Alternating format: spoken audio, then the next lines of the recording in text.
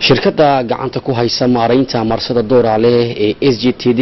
ee bedeshay shirkadii DNP World ayaa maanta heshiis la gashay shirkadda la yiraahdo Pacific International Line waxaana munaasabada saxiixa heshiiskaasi lagu qabtay Singapore waxaana qalinka ugu dugay Djibouti heshiiskaasi gudoomiyaha maamulka marsooyinka iyo goobaha ka caagan cashuuraadka mudane Abubakar Cumar Xadi Mustafa Xasan ayaa ka waramaya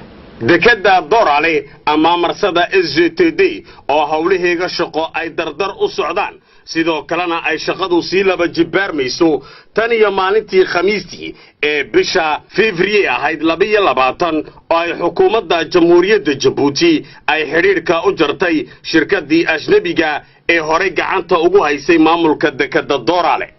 maamulka iyo maareynta dekada Dooralena lagu wareejiyay shirkadda wadaniga ee SGTD oo ah shirkadda maareynta terminal container-ka Djibouti iyada oo maraakiib fara badan oo marabada Aasiya gacanka cadan ay jeclaystaan kontineerada ay xambaarsan yihiin in ay ku dajiyaan dekada Doorale ee marsada SGTD haddaba shirkadda SGTD ee gacanta ku haysa maamulka iyo maareynta dekada Doorale ayaa maanta heshiis taariikhi ah la saxeexatay shirkadda weyn ee dhinaca ganacsiga badda oo lagu magacaabo Pacific International Line waxaana qalinka ku kala duugtay heshiiskaasi gudoomiyaha gudoonka maamulka marsooyinka iyo goobaha ka caagan cashuuraadka mudane Abubakar Cumar Xadi oo ah gudoomiyaha guddiga maamulka shirkadda cusub ee la wareegtay maareynta dekada Doorale ee SGTD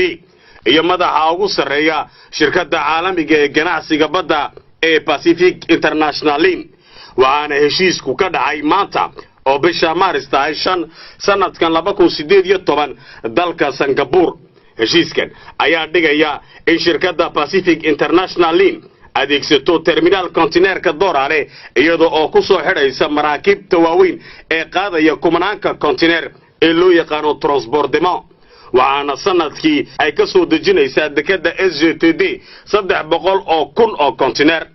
shirkadda Pacific International Line ayaa ah shirkadda ugu weyn caalamka ee dhinaca ganacsiga badda ama maritime-ka ee maraakiibta waaweyn ee nooca transport-demand maraakiibtaasi oo kontineerada ay xambaarsan yihiin ku dejiyo maraakiib yaryar oo sii qaada kontineerada waxaana la aasaasay shirkaddani sanadkii 1967 heshiiskan ayaa door muhiim ah ka galaya dardargelinta kaabayaasha marsooyinka ee dalkeena wuxuuna heshiiskani qayb ka yahay higsiga ah in dekada SGTD